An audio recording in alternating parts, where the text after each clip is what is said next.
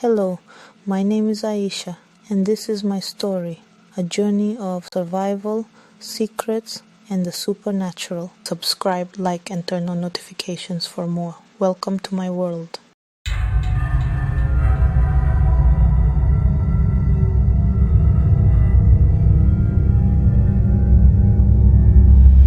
The streets don't care who you were before. They swallow you whole, and you either learn to survive or disappear. People say I'm beautiful, but beauty, it's its own curse out here. They look at you, and all they see is what they can take. I never asked for this life. I had dreams once, a future I believed in. Woke up in the morning sun, troubles knocking on my door. Hard to breathe with no escape.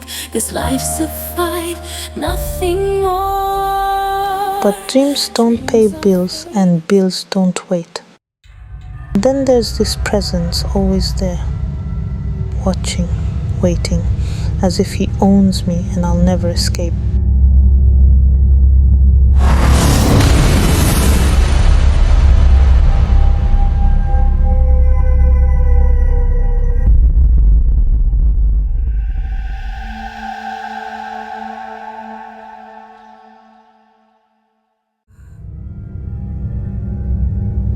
Hard to breathe with no escape. This life's a fight, nothing more. Dreams are fading in the night, chasing shadows all alone. Every step a heavy weight, searching for a place called home. Dreams are fading in the night, chasing shadows all alone. Every step a heavy weight, searching for a place called home. Lagos, a city of dreams, or so they say. But for me, it's just a place where shadows stretch longer than you can run. It was just me and my mother tucked away in a small village. She did her best, sewing dresses to keep us afloat. Every stitch was filled with love and sacrifice. She never complained, even when life wore her down. I knew she wanted more for me, a future without struggle, but I could see the worry in her eyes even when she tried to hide it.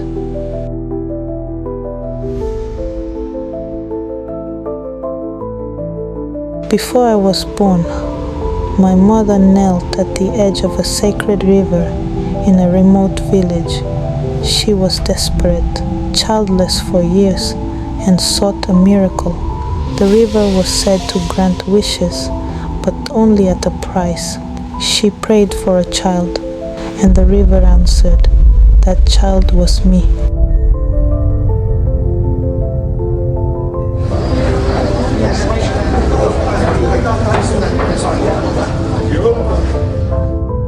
But like all miracles, it came with a price neither of us could have ever imagined.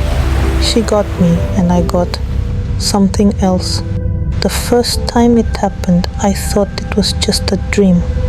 I was swimming in a vast ocean, and then I saw him. A man with glowing eyes like the depths of the sea. I woke up drenched in sweat, my bed soaked as if I had been in the water.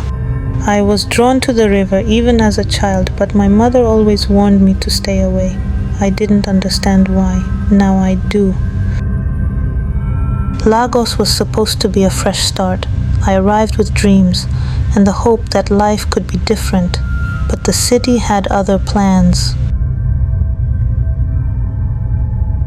For a moment I thought maybe this was my chance, a place where I could become someone.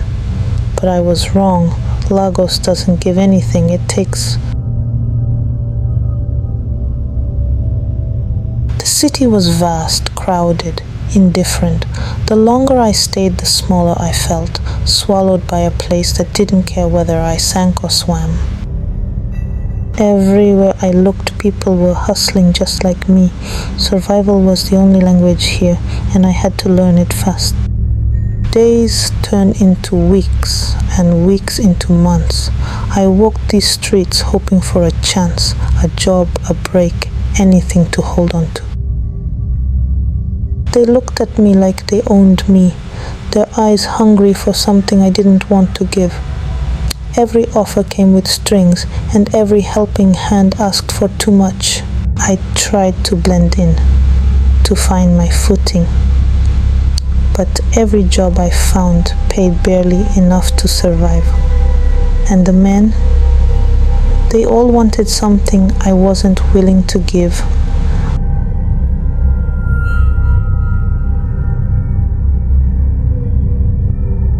Jobs were hard to come by, and I took whatever I could find just to survive. First, I sold fruits on the streets, balancing heavy trays on my head under the unforgiving Lego sun. Then I worked for a kind woman, selling foodstuff in her small shop, but her business barely made enough to pay me.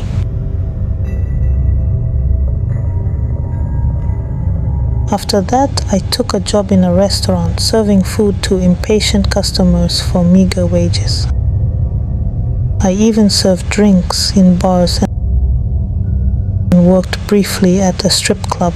Each job chipped away at me, but none of them paid enough to cover my rent, my needs, or the mounting bills that seemed to grow larger with each passing day.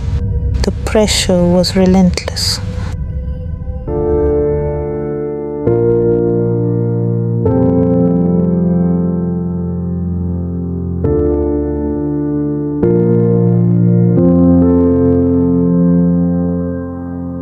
I wake up to a sun that barely shines. The weight of the world is breaking my spine.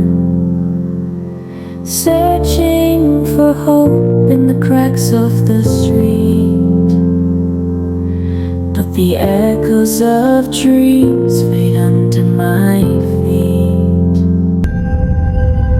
The hunger, the sleepless nights, the endless worry. And then I realized there was one option left. The option that horrified me. But when you're out of choices, even the unthinkable starts to look like a way out.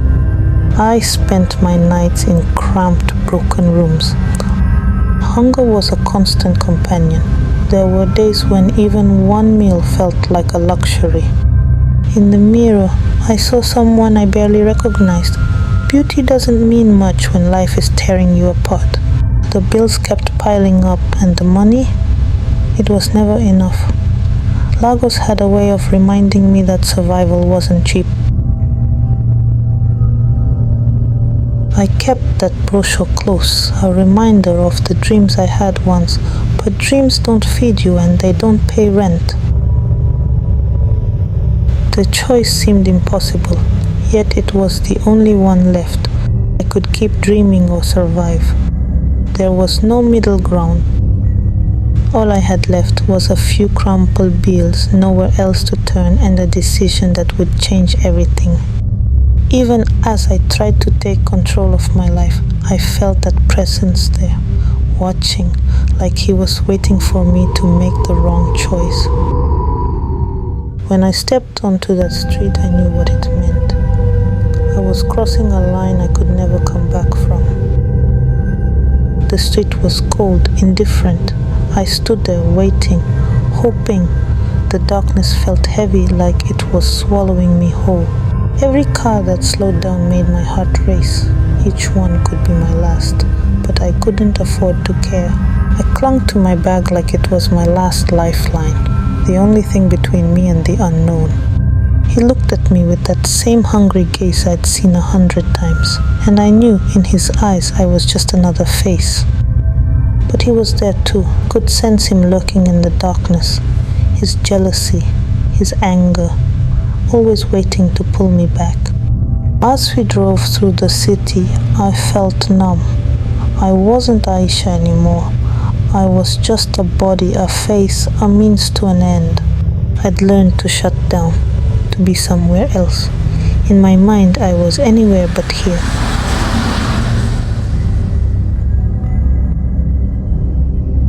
A part of me left with him that night, and I knew I'd never get it back.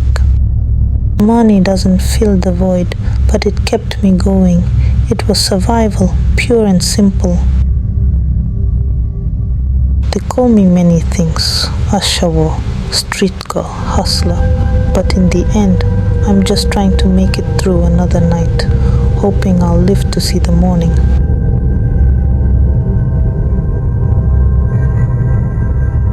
No matter what they say, I know who I am.